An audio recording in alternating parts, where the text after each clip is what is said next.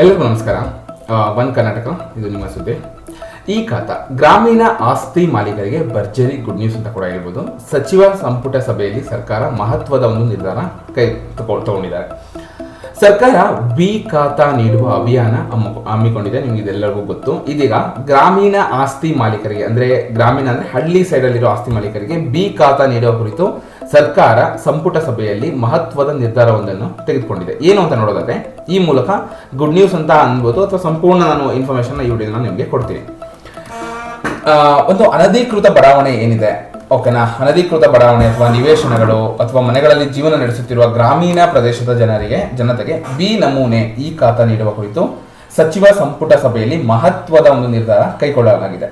ಇದಕ್ಕಾಗಿ ಕರ್ನಾಟಕ ಗ್ರಾಮ ಸ್ವರಾಜ್ ಮತ್ತು ಪಂಚಾಯತ್ ರಾಜ್ ತಿದ್ದುಪಡಿ ವಿಧೇಯಕ 2025ಕ್ಕೆ ಸಂಪುಟ ಸಭೆ ಒಪ್ಪಿಗೆ ಕೂಡ ನೀಡಿದೆ. ಇನ್ನು ಸರ್ಕಾರದ ಈ ನಿರ್ಧಾರದ ಅನ್ವಯದ ಗ್ರಾಮೀಣ ಪ್ರದೇಶದ ಅನಧಿಕೃತ ಆಸ್ತಿಗಳಿಗೆ ಶುಲ್ಕ ಪಡೆದುಕೊಂಡು ಬಿ ನಮೂನೆಯಲ್ಲಿ ಅಂದ್ರೆ ಬಿ ಈ ಖಾತಾ ವಿತರಿಸಲಾಗುತ್ತದೆ. ಅಂದ್ರೆ ಬಿ ಖಾತಾ ಬರುತ್ತೆ. ಅದು ಈ ಮೂಲಕ ಅವುಗಳನ್ನು ತೆರಿಗೆ ವ್ಯಾಪ್ತಿಗೆ ಒಳಪಡಿಸಲಾಗುವುದು ಅಂತ ಕೂಡ ಹೇಳಲಾಗ್ತಿದೆ. ಇನ್ನು ಈ ಕ್ರಮದಿಂದ ಆಸ್ತಿ ಮಾಲೀಕರ ಆತಂಕ ಕೂಡ ದೂರ ಆಗುತ್ತೆ. ಜೊತೆಗೆ ಆಯಾ ಗ್ರಾಮ ಪಂಚಾಯಿತಿಗಳಿಗೆ ಒಂದು ಆದಾಯ ಹೆಚ್ಚಿಸುತ್ತೆ. ಓಕೆನಾ. ಇನ್ನು ಒಂದು ಸೌಲಭ್ಯ ಸಹ ಅನುಕೂಲ ಕೂಡ ಆಗುತ್ತೆ.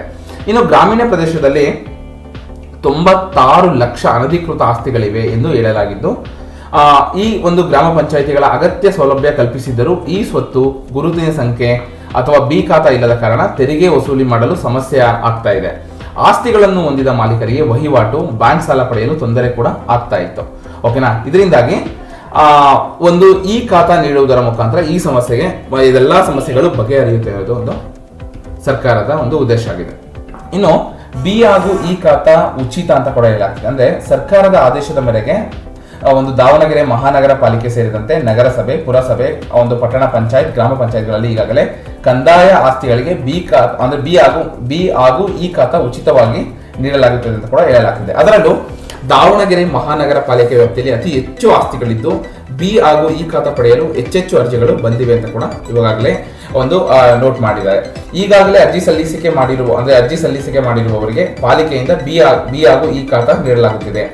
ಮಹಾನಗರ ಪಾಲಿಕೆ ವ್ಯಾಪ್ತಿಯಲ್ಲಿ ಅನಧಿಕೃತ ಬಡಾವಣೆಗಳಲ್ಲಿ ಆಸ್ತಿಗಳಿವೆ. ಪಾಲಿಕೆ ಅಧಿಕಾರಿಗಳು ಸರ್ಕಾರದ ಆದೇಶದನ್ವಯ ಬಿ ಹಾಗೂ ಈ ಖಾತಾಗಳನ್ನು ಹಂಚಿ ಒಂದು ಕೊಡಬೇಕು ಅಂತ ಸರ್ಕಾರ ಒಂದು ರೂಲ್ ಆಗಿದೆ, ಅದರ ಪ್ರಕಾರ ಕೊಡ್ತಿದ್ದಾರೆ.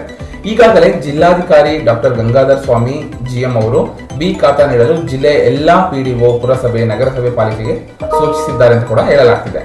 ಇನ್ನು ಆದೇಶ ಬರುತ್ತಿದ್ದಂತೆಯೇ ಪಾಲಿಕೆ ವ್ಯಾಪ್ತಿಯಲ್ಲಿ ಒಟ್ಟು 450 ಅರ್ಜಿಗಳು ಬಂದಿದೆ. ಇದು ಇಡೀ ಕರ್ನಾಟಕ, ಇದು ಜಿಲ್ಲೆಯಾದ್ಯಂತ ಒಂದು ಮಾಹಿತಿ ಲಭ್ಯ ಆಗಬೇಕಿದೆ. ಇನ್ನು ಈ ಖಾತಾ ನೀಡಲು 10,000 ರೂಪಾಯಿ ನಿಗದಿಪಡಿಸಲಾಗಿತ್ತು. ದಾವಣಗೆರೆ ಉಸ್ತುವಾರಿ ಸಚಿವರಾದ SS ಮಲ್ಲಿಕಾರ್ಜುನ್ ಅವರು ಈ ಸೂಚನೆ ಮೇರೆಗೆ 50 ರೂಪಾಯಿ ಪಡೆದು ಖಾತಾ ನೀಡಲಾಗ್ತಿದೆ ಅಂತ ಹೇಳಲಾಗ್ತಿದೆ.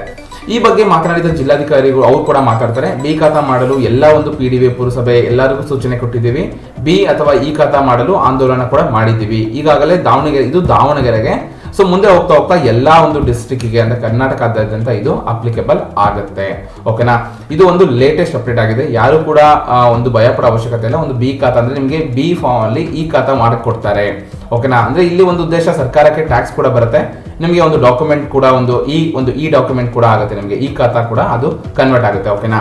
ಸೊ ಇದು ಒಂದು ಲೇಟೆಸ್ಟ್ ಅಪ್ಡೇಟ್ ಆಗಿದೆ. ಇದೇ ರೀತಿ ಒಂದು ಹೆಚ್ಚಿನ ಮಾಹಿತಿಗಾಗಿ ನನ್ನ ಯೂಟ್ಯೂಬ್ ಚಾನಲ್ ಸಬ್ಸ್ಕ್ರೈಬ್ ಮಾಡಿ, ಇದೇ ರೀತಿ ಸಪೋರ್ಟ್ ಮಾಡ್ತಾ ಇರಿ. ಏನಾದರೂ ಲೇಟೆಸ್ಟ್ ಅಪ್ಡೇಟ್ ಬಂದ್ರೆ ನಾನು ಒಂದು ಶೇರ್ ಮಾಡ್ತೀನಿ ನನ್ನ ಯೂಟ್ಯೂಬ್ ಚಾನಲಲ್ಲಿ. ಓಕೆನಾ. ಸೊ ಇದೇ ರೀತಿ ಹೆಚ್ಚಿನ ಅಪ್ಡೇಟ್ಗಾಗಿ ನನ್ನ ಯೂಟ್ಯೂಬ್ ಚಾನಲ್ ಸಬ್ಸ್ಕ್ರೈಬ್ ಮಾಡಿ, ಮರಿಬೇಡಿ. ಧನ್ಯವಾದಗಳು.